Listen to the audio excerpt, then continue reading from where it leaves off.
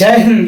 आप लोग का स्वागत है आज का इस सेशन में, जिसमें आज बात करेंगे बिहार बोर्ड की दृष्टि से बहुत ही ज़्यादा महत्वपूर्ण सूचना। ठीक है, देखिए यहाँ पर हम डेमो क्लास बिहार बोर्ड 2026-27 का जो एग्जाम होगा उसका हम क्या करता है, इसका डेमो क्लास हम दे चुके हैं। डेमो कहने का मतलब है कि इसका जो बेसिक फंडामेंट मतलब क्या क्या चीज़ जरूरी है ये हम इसका पिछले सूचना में दे चुके हैं। ठीक है, देखिए यहाँ पर जो होगा बिहार बोर्ड जो होगा, किसका होगा, बिहार बोर्ड जो होगा, बिहार बोर्ड 2026-27 का जो बोर्ड एग्जाम होगा क्लास 10th का, उसका मैथ और साइंस का कंप्लीट सिलेबस यहाँ कराया जाएगा। ठीक है, जो हम आज सबसे पहले मैथ यानी क्लास 10th का एनसीईआरटी बुक हम लोग शुरू कर रहे हैं। ठीक है, देखिए ये जो क्लास है इसको डेमो ही समझिए। ठीक है, देखिए सबसे पहले इसमें आज देखेंगे मैथ में, सबसे पहले देखेंगे मैथ में कि बिहार बोर्ड का 26-27 का जो होगा इसमें कौन कौन चैप्टर सब पढ़ना होगा। ठीक है, तो लिखेंगे बिहार बोर्ड 2026-27 इसमें जो एग्जाम होगा, इसमें कौन कौन सा चैप्टर पढ़ना है, यानी क्लास 10th में जो है मैथ में, क्लास 10th जो है मैथ में, क्लास 10th का मैथ में कौन कौन सा चैप्टर पढ़ना होगा। ठीक है, कौन कौन सा चैप्टर पढ़ना होगा। देखिए यहाँ से आप लोग एकदम कंप्लीट नोट्स बनाते चलना है।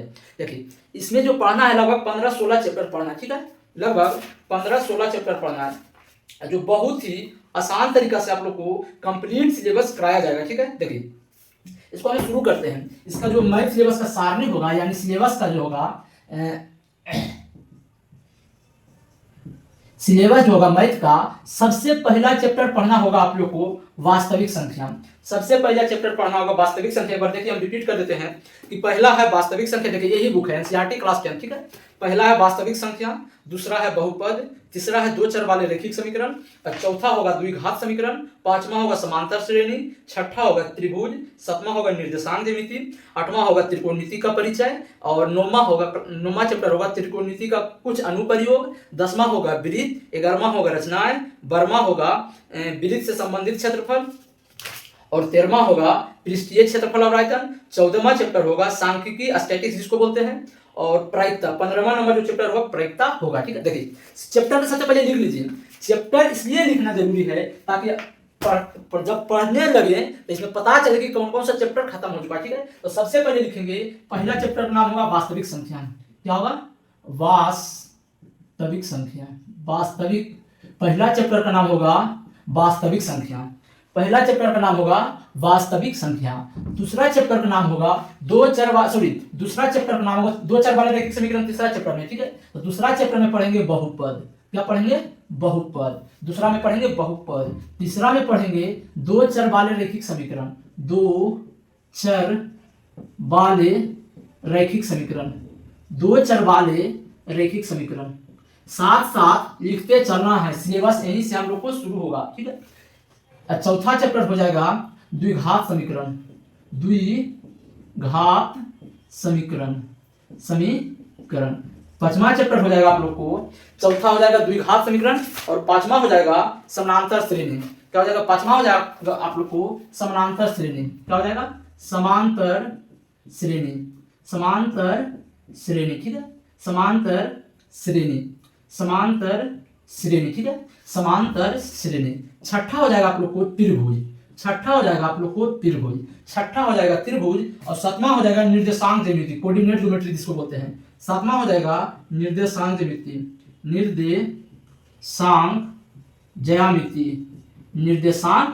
जिसको हम लोग कोऑर्डिनेट ज्योमेट्री के नाम से जानते हैं। सातवां हो गया। अब चैप्टर नंबर 8वां हो जाएगा त्रिकोणमिति का परिचय। चैप्टर नंबर 8वां हो जाएगा त्रिकोणमिति का परिचय। चैप्टर नंबर 8वां होगा त्रिकोणमिति का परिचय, और चैप्टर नंबर 10वां हो जाएगा 9वां हो जाएगा त्रिकोणमिति का कुछ अनुप्रयोग। त्रिकोणमिति का अनुप्रयोग, त्रिकोणमिति का अनुप्रयोग। 10वां आप लोग को हो जाएगा वृत्त। 11वां जो हो जाएगा रचनाएं होगा। क्या होगा, रचनाएं। 11वां जो आप लोग को होगा रचनाएं होगा, और 12वां जो होगा वृत्त से संबंधित क्षेत्रफल। वृत्त से संबंधित क्षेत्रफल। आप लोग को जो 12वां चैप्टर का नाम हो जाएगा वृत्त से संबंधित क्षेत्रफल। और 13वां चैप्टर का नाम क्या होगा? 13वां चैप्टर का नाम होगा पृष्ठीय क्षेत्रफल और आयतन। 13वां चैप्टर का नाम हो जाएगा पृष्ठीय क्षेत्रफल और आयतन। क्या होगा? पृष्ठीय क्षेत्रफल और आयतन। 13वां चैप्टर का नाम पृष्ठीय क्षेत्रफल और आयतन। 14वां चैप्टर का नाम आप लोग को हो जाएगा, 14वां चैप्टर का नाम हो जाएगा सांख्यिकी। क्या हो जाएगा? स्टैटिक्स जिसको बोलते हैं, सांख्यिकी। क्या हो जाएगा? बढ़िया लिखना है, सा का अधक बढ़िया लिखते हैं, ठीक है। अधक है या अंशवर का दीर्घ कर, सांख्यिकी। 15वां हो जाएगा, लास्ट हो जाएगा प्रायिकता। क्या हो जाएगा? प्रायिकता। क्या हो जाएगा? प्रायिकता। देखिए यही टोटल हम लोग को 15 चैप्टर पढ़ना है। अब प्योर कंप्लीट एनसीईआरटी बेस हम लोग कंप्लीट जानकारी प्राप्त करेंगे, ठीक है। देखिए पहला चैप्टर हो गया वास्तविक संख्या, पहला वास्तविक संख्या, दूसरा बहुपद, तीसरा दो चर वाले रैखिक समीकरण, चौथा हो जाएगा द्विघात समीकरण, पांचवा समांतर श्रेणी, छठा त्रिभुज, सातवां निर्देशांक द्विमिति, आठवां त्रिकोणमिति का परिचय, नौवां त्रिकोणमिति का अनुप्रयोग, 10वां वृत्त, 11वां रचनाएं, 12वां वृत्त से संबंधित क्षेत्रफल, 13वां पृष्ठीय क्षेत्रफल और आयतन, 14वां हो जाएगा सांख्यिकी जिसको बोलते हैं का स्टैटिक्स, और 15वां हो जाएगा प्रायिकता, प्रोबेबिलिटी होता है, ठीक है। देखिए यही 15 चैप्टर है। देखिए आज हम शुरू करेंगे वास्तविक संख्या। देखिए आज तो सिलेबस का जो होगा डेमो क्लास, मतलब इसको समझ सकते हैं। डेमो क्लास करने का मतलब है कि कहीं से तो शुरू करना पड़ेगा, इसलिए हम शुरू कर रहे हैं वास्तविक संख्या। तो इसको मिटाना है, मिटा रहे हैं, और हेडिंग लगाना है ऊपर में वास्तविक संख्या। क्या लगाना है? वास्तविक संख्या, क्योंकि आज शुरू किए तब कुछ तो कुछ सीख कर जाना है डेमो क्लास में। वास्तविक संख्या क्या लिखना है? वास्तविक संख्या, ठीक है। हेडिंग लगाना है वास्तविक संख्या, वास्तविक संख्या जिसको हम लोग कहते हैं, इंग्लिश में कहते हैं रियल नंबर, ठीक है। रियल नंबर सबसे पहले समझना है कि रियल नंबर आया कहां से, ठीक है। रियल नंबर आया कहां से? तो इसका सबसे पहले अगर देखिए चैप्टर शुरुआत कर रहे हैं तो इसका सबसे पहले एकदम बेसिक से शुरू होगा, ठीक है। सबसे पहले समझिए कि हम एकदम बेसिक से उठाएंगे और वास्तविक संख्या तक जाएंगे कि कहां कहां कैसे कैसे पहुंचा चैप्टर, ठीक है। सबसे पहले समझिए अंक जो होता है, अंक कितना होता है? तो अंक जो होता है, अंक से ही संख्या बनता है, अंक से ही संख्या बनता है। तो अंक कितना हो जाएगा? 0 1 2 3 4 5 6 7 8 9 हो जाएगा। तो टोटल कितना हो जाएगा? 1 से 9 तक 9 और 0 10, यानी जो संख्या है, सॉरी अंक जो है, अंकों की संख्या 10 है, अंकों की संख्या 10 है। 1 से 9 तक शुरू कीजिए, शुरू में 0 लगा दीजिए, तो टोटल हो जाएगा 10। देखिए क्लास 10th में कहीं भी परिभाषा हमें समझना नहीं है, मेन समझना है कि परिभाषा समझना नहीं, परिभाषा समझना है मगर परिभाषा लिखना नहीं है, क्योंकि एग्जाम में कभी भी परिभाषा नहीं पूछता, ठीक है। समझिए सबसे पहले हेडिंग डालेंगे अंक। क्या डालेंगे? अंक। क्या डालेंगे? अंक। तो अंक देखिए अंक क्या होता है? जिससे संख्या बनता है वो अंक होता है। इसका परिभाषा लिखना चाहे तो लिख सकते हैं, जिससे कोई भी संख्या बनता है उसे अंक कहते हैं। जिससे कोई मतलब 2 या 2 से अधिक अंक से मिलकर जो बनता है उसी को संख्या कहते हैं। लिखना चाहे तो लिख सकते हैं, 2 या 2 से अधिक संख्या, एक भी लिख सकते हैं, इसको लिख सकते हैं एक या एक से अधिक अंकों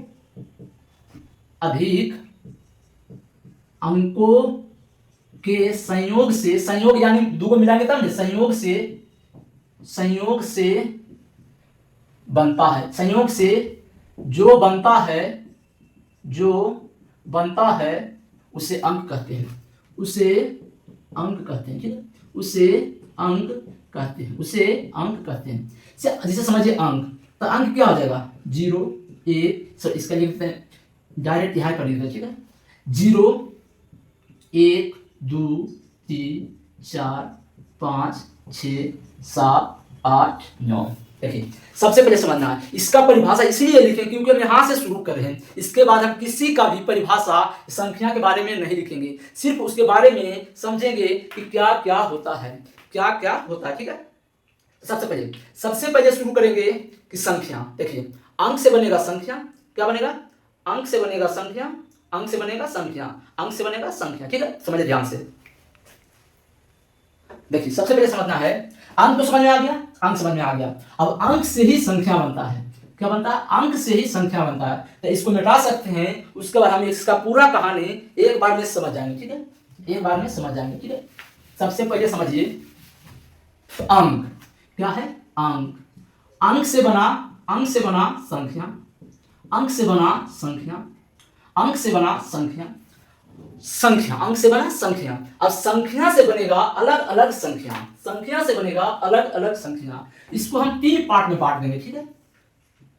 सबसे पहले वास्तविक संख्या, वास्तविक संख्या, दूसरा काल्पनिक संख्या, काल्पनिक संख्या। संख्या 3 प्रकार के होता है, ठीक है। देखिए जिस प्रकार से हम लिख रहे हैं उसी प्रकार से आप लोग को भी लिखना है, परिभाषा किसी नहीं लिखना है, ठीक है। देखिए अब क्या होता है, तीसरा होता है मिश्रित संख्या, तीसरा होता है मिश्रित संख्या, तीसरा होता है मिश्रित संख्या, तीसरा होता है मिश्रित संख्या। अब पहले समझिए, अब पहले समझिए, देखिए वास्तविक संख्या उसको बोलते हैं जिसको संख्या रेखा पर दर्शाया जाता है, बस परिभाषा यही है। लिखना चाहे तो लिख सकते हैं, ऐसे लिखना भी नहीं, ठीक है, कुछ भी नहीं लिखना। वास्तविक संख्या, वास्तविक संख्या उसको बोलते हैं जिसको संख्या रेखा पर दर्शाया जा सकता है। काल्पनिक संख्या, काल्पनिक संख्या उसको कहते हैं जिसको वास्तविक रेखा पर दर्शाया नहीं जा सकता। काल्पनिक संख्या उसको कहते हैं जिसको संख्या रेखा पर दर्शाया नहीं जा सकता। मिश्रित संख्या उसको कहते हैं जो वास्तविक और काल्पनिक के संयोग से बनता है। मिश्रित संख्या उसको कहते हैं जो वास्तविक संख्या और काल्पनिक संख्या के संयोग से बनता है। समझिए ध्यान से। अब वास्तविक संख्या कहने का मतलब, वास्तविक संख्या, काल्पनिक संख्या, मिश्रित संख्या। वास्तविक संख्या उसको कहते हैं जिसको संख्या रेखा पर दर्शाया जा सकता है, ठीक, समझिए ध्यान से। अब एक संख्या, एक लाइन लिखे, संख्या रेखा, यही हो गया संख्या रेखा, यही हो गया संख्या रेखा। इसको कहीं भी दर्शा सकते हैं, मान लो यहाँ 0 डाल देते हैं, यहाँ 1/2 डाल देते हैं, यहाँ √3 डाल देते हैं, यहाँ 5 डाल देते हैं, ठीक है, यहाँ -1 डाल देते हैं, यहाँ -√5 डाल देते हैं। इसी संख्या, इसी प्रकार जो संख्या होता है, इसी प्रकार जो संख्या होता है, इसको कहते हैं वास्तविक संख्या।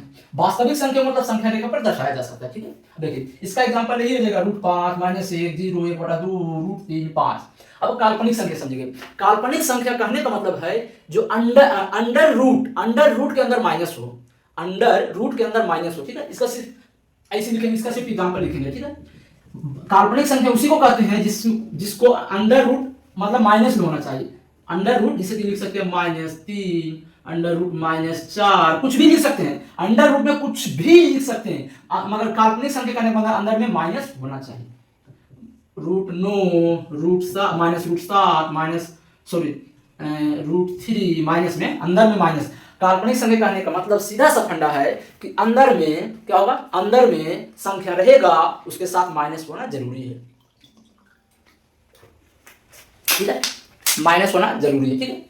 अब समझना है मिश्रित संख्या किसको कहते हैं, मिश्रित संख्या किसको कहते हैं। तो मिश्रित संख्या उसी को कहते हैं, मिश्रित संख्या उसी को कहते हैं, मिश्रित संख्या उसी को कहते हैं जो इन दोनों के संयोग से बनता है। वास्तविक संख्या काल्पनिक संख्या के संयोग से बनता है। तब कुछ भी लिख सकते हैं, संयोग नहीं, जोड़ी घटा गुणा भाग से बनता है, ठीक है, समझिए ध्यान से। इसका एग्जांपल लिख सकते हैं, दोनों एगो इसका उठाइए, एगो इसका उठाइए, काम खत्म। तो मान लेते हैं इसका -√5, मान लेते हैं -√5, इसका वैल्यू लेते हैं, प्लस करेंगे -√3, हो गई मिश्रित संख्या, कहानी खत्म। फिर समझ में आ रहा था, फिर किसी से उठाइए, एगो इससे उठा लीजिए, एगो इससे उठा लीजिए, कहीं से भी लिखेंगे, दोनों इस दोनों का संयोग से जो बनेगा, जोड़ घटा गुणा भाग जो भी होगा उससे जो बनेगा वो मिश्रित संख्या। इसे लिखेंगे √3, इसको उठा लिए, अब इसको उठा लेते हैं, इसको उठा लेते हैं, माइनस इसको उठा देकर ना √-4, यहाँ प्लस हो सकता है, माइनस हो सकता है, गुणा हो सकता है, भागा हो सकता है, कुछ भी हो सकता है, ठीक है। यहां तक मेरा ये कंप्लीट हो गया। कंप्लीट करने का मतलब है कि हम लोग का समझ में आया कि वास्तविक संख्या, काल्पनिक संख्या, मिश्रित संख्या। जो वास्तविक संख्या है यहीं से हमें इसका पता चला, वास्तविक संख्या यहीं से क्लास 10 का एक चैप्टर बना, ठीक है, चैप्टर बना। अब देखिए, अब इसके बाद देखिए आपको इसी प्रकार से बनाना है, ठीक है। और आप लोगों को क्या करना है, इस प्रकार से फोटो बनाना है। अब आपको इसके नीचे लाइन लिखना है, ठीक है। इसको मिटा रहे हैं क्योंकि जगह कम है, तो इसको अब इससे नीचे लाइन बनाएंगे, कौन कौन संख्या होता है, ठीक है। देखिए अब इसको इरेज करते हैं, ठीक है, मिटाइए। अब कहां से करना, आपको यहीं से बनाना है, जो भी लिखेंगे ऐसे करेंगे, ऐसे करेंगे, ऐसे करेंगे, आप लोगों को करना है। और इसको हम फिर मतलब वहां से लिखते हैं, ठीक है। वास्तविक आप लोग को इसी के नीचे वास्तविक संख्या से लिखना है, ठीक है। वास्तविक संख्या, वास्तविक संख्या।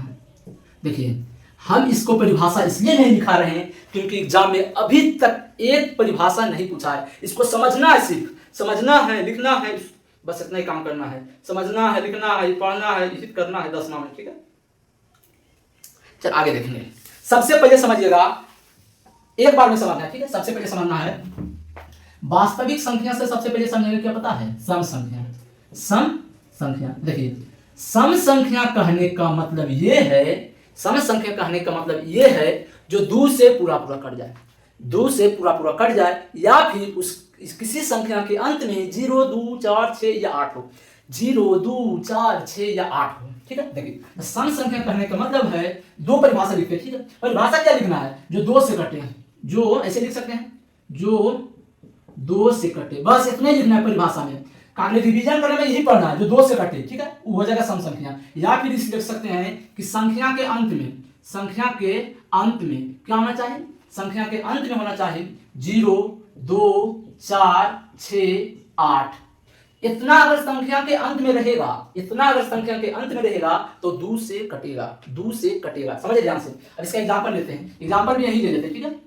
इसका एग्जांपल भी यही ले लेते हैं, समझ में आ जाएगा बना, ठीक है। इसे मान लीजिए 56, 59, 75, 70, बस तीन बोले थे, समझा ध्यान से। जिस संख्या के अंत में 0, 2, 4, 6 या 8 हो, 2 से कटेगा, तो उसी को कहेंगे सम संख्या। देखिए इसके अंत में कितना है? 6 है, तो इसमें 6 आ रहा, 6 आ रहा, यानी हो जाएगा सम संख्या, ठीक है। इसके अंत में कितना है? 9 है, इसमें कहीं भी 9 आ रहा है, इसमें कहीं 9 आ रहा है, नहीं, तो सम संख्या नहीं होगा।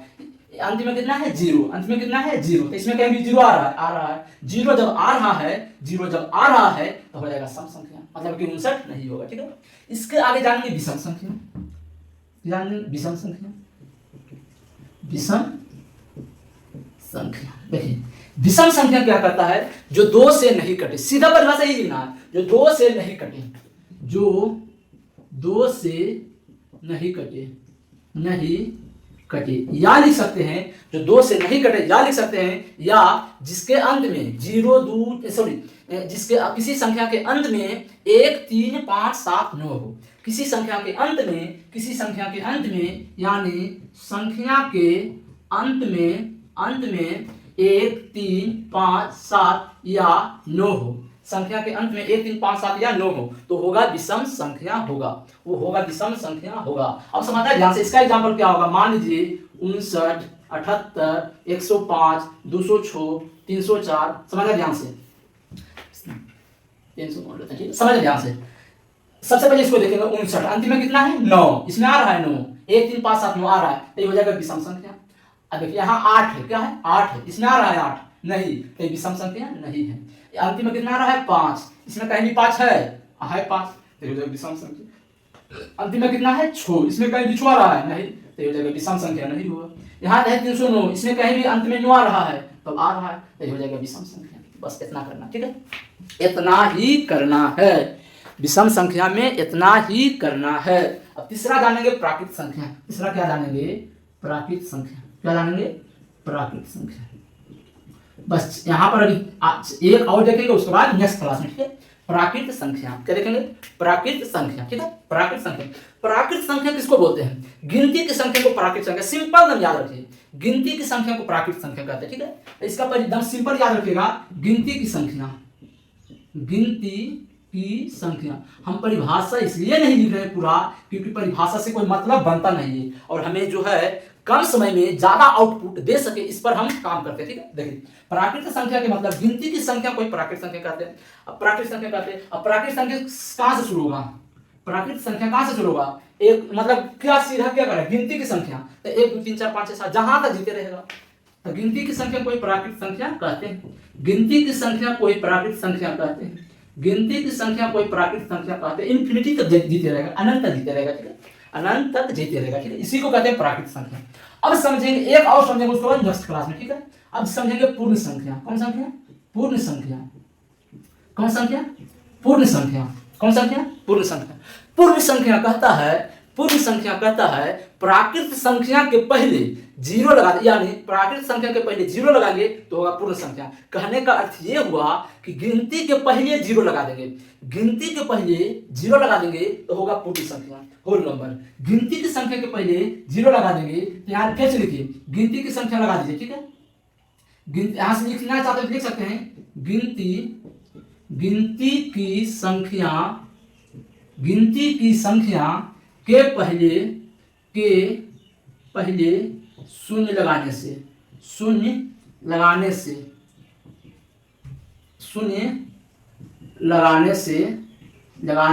बनी संख्या, शून्य लगाने से बनी संख्या। जैसे गिनती के पहले अगर जीरो लगाएंगे उससे जो संख्या बनेगा उसी को कहेंगे पूर्ण संख्या। क्या कहेंगे? पूर्ण संख्या। देखिए अब देखिए सबसे पहले आप गिनती लिखिए, ठीक है। गिनती कैसे लिखेंगे? 1 2 3 4 5 6 7 8 9 10 गिनती लिखिए पूरा। इसके पहले हम जीरो लगा देंगे, यही होगा पूर्ण संख्या, यही होगा पूर्ण संख्या। तो चार देखिए, और सम संख्या जो 2 से कटे या जिसके अंत में 0 2 4 6 या 8 हो प्राकृत संख्या होगा सम संख्या। विषम संख्या जो 2 से नहीं कटे या जिस किसी संख्या के अंत में 1 3 5 7 या 9 हो वो विषम संख्या। प्राकृत संख्या, गिनती की संख्या को प्राकृत संख्या कहते हैं, गिनती की संख्या को प्राकृत संख्या कहते हैं, गिनती की संख्या को ही क्या कहते हैं? प्राकृत संख्या कहते हैं। अब बचा पूर्ण संख्या। तो पूर्ण संख्या किसको कहेंगे? पूर्ण संख्या किसको कहेंगे? तो गिनती की आगे गिनती के पहले शून्य लगाने से जो संख्या बनेगा उसी को हम पूर्ण संख्या कहेंगे, ठीक है। देखिए थोड़ा सा भी 3-4 टॉपिक और बचा है, जिससे कि हो गया क्या, अभाज्य संख्या, 1 2 और बचा हुआ है, रूल संख्या कुछ होता है, उसी से हम देखेंगे। 3-4 और बचा ऐसा में, ठीक है। देखिए आज हम लोग क्लास यहीं पर समाप्त करेंगे, ठीक है। आप लोग को इसी के बाद नेक्स्ट क्लास में भी इसी के बाद से लिखना, वहां पर लिख देना पार्ट 2, ये लिखना तो लिखेंगे तो कोई दिक्कत नहीं, एकदम सीक्वेंस में चलेगा, ठीक है। चलिए अब हम लोग आपसे मिलेंगे नेक्स्ट क्लास में, यहीं पर हम क्लास को समाप्त करते हैं, मिलेंगे नेक्स्ट क्लास में। तब तक के लिए जय हिंद जय भारत।